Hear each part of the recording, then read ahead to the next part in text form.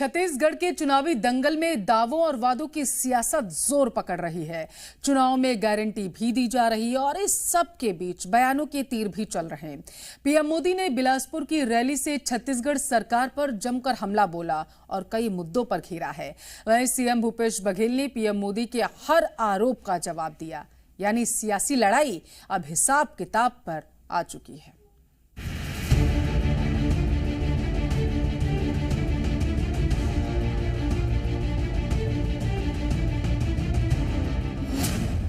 छत्तीसगढ़ की सियासी लड़ाई चरम पर पहुंच गई है और विधानसभा चुनाव से पहले वार पलटवार हो रहा है। शनिवार को पीएम मोदी बिलासपुर पहुंचे और बीजेपी की परिवर्तन यात्रा के समापन समारोह में शामिल हुए। इस दौरान पीएम मोदी ने छत्तीसगढ़ सरकार पर जमकर निशाना साधा। आज जिस पर सीएम भूपेश बघेल ने पलटवार किया और सीएम बघेल ने प्रेस कॉन्फ्रेंस कर पीएम मोदी के एक एक आरोपों का जवाब दिया।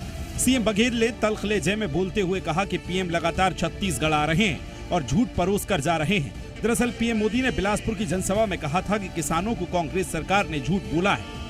यहाँ के धान का एक एक दाना मोदी सरकार खरीदती है और केंद्र में 1 लाख करोड़ से ज्यादा दिए हैं, जिस पर सीएम बघेल ने पलटवार किया है और कहा कि 3 अक्टूबर को फिर से प्रधानमंत्री आने वाले हैं। उससे पहले एक एक दाना धान खरीदने का केंद्र सरकार का आदेश जारी करें। याद रखोगे, यहाँ के धान किसानों का दाना दाना केंद्र की भाजपा सरकार खरीदती है, मोदी सरकार खरीदती है। और अब आके कहते हैं कि आप एक एक दाना धान खरीदेंगे। मैं प्रधानमंत्री जी से कहना चाहूँगा कि आज जब एक एक दाना धान खरीदना है आपको केंद्र से, तो आज गए हैं 3 तारीख को आने वाले, फिर उसके पहले ये आदेश जारी भारत सरकार के ओर से हो जाना चाहिए। प्रधानमंत्री नरेंद्र मोदी ने छत्तीसगढ़ पीएससी कथित घोटाले को लेकर प्रदेश की कांग्रेस सरकार को आड़े हाथों लिया है। सीजी पीएससी घोटाले युवाओं के साथ बहुत बड़ा धोखा है। बीजेपी सरकार बनते ही इस पर कार्रवाई होगी। पीएम के आरोपों पर बघेल ने जवाब दिया, अब तक पीएससी को लेकर शिकायत नहीं आई है। अधिकारियों का बच्चा होना गुनाह है क्या? वो वापिस आने चाहिए क्या? उनको दोबारा मौका देना चाहिए क्या? और अगर मौका मिल गया तो ज्यादा घोटाला करेंगे कि नहीं करेंगे? छत्तीसगढ़ पूरी तरह तबाह हो जाए कि नहीं हो जाएगा?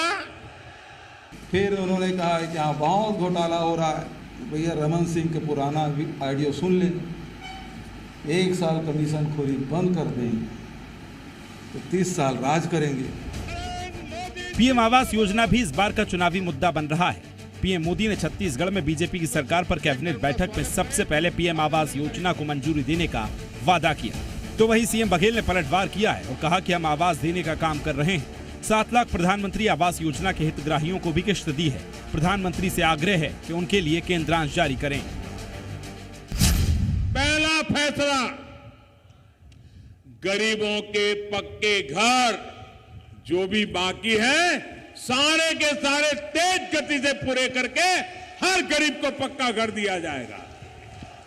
आवास हम 7 लाख लोगों को दे रहे हैं।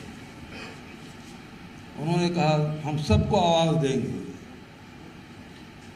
तो 2011 के बाद जो सर्वे नहीं किए तो 7 लाख तो 2011 के सर्वे के हिसाब से दिए, 47,000 उसके बाद दिए। इस मुद्दे पर सियासी तकरार देखने को मिल रही है। वहीं रेलवे को लेकर भी पीएम मोदी ने कांग्रेस पर प्रहार किया।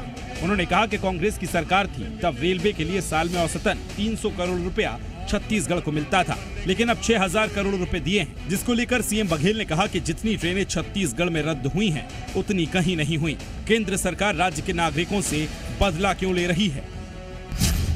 मतलब कि कांग्रेस के समय में रेलवे के लिए 300 करोड़ रुपया मिलता था। भाजपा सरकार ने रेलवे के विस्तार के लिए 6,000 करोड़ रुपए दिए हैं। उन्होंने रेलवे की बात की, 6,000 करोड़ रुपये हमने दिया। क्या यहाँ के कोयला ढुलाने के लिए? यात्री ट्रेन प्रधानमंत्री आए उस दिन भी 34 ट्रेनें बंद रद्द कर दी गई। छत्तीसगढ़ की जमीन पर चुनावी संग्राम देखने को मिल रहा है। वहीं अब बस्तर भी चुनावी तस्वीर में आ गया है। दरअसल पीएम मोदी बस्तर के नगरनार में स्टील प्लांट का भी लोकार्पण करेंगे। इसको लेकर कांग्रेस नगरनार प्लांट के निजीकरण का आरोप लगा रही है। वहीं सीएम बघेल का कहना है कि नगरनार की जमीन बस्तर के आदिवासियों और किसानों की जमीन है।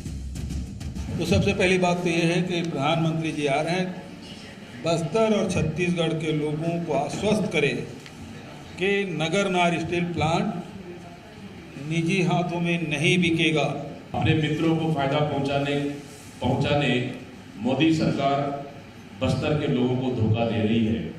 साथ ही नगरनार इस्पात संयंत्र बेचने के विरोध में 3 अक्टूबर को पूरे बस्तर बंद किया जाएगा। विधानसभा चुनाव से पहले छत्तीसगढ़ में केंद्र और राज्य के बीच आरोप लगाए जा रहे हैं और अपने आप को सही साबित करने की कवायद हो रही है। इस कवायद में बीजेपी और कांग्रेस के दिग्गज नेता जुटे हुए हैं। अब आने वाले दिनों में ये तल्खी और बढ़ने वाली है। ब्यूरो रिपोर्ट, जी मीडिया।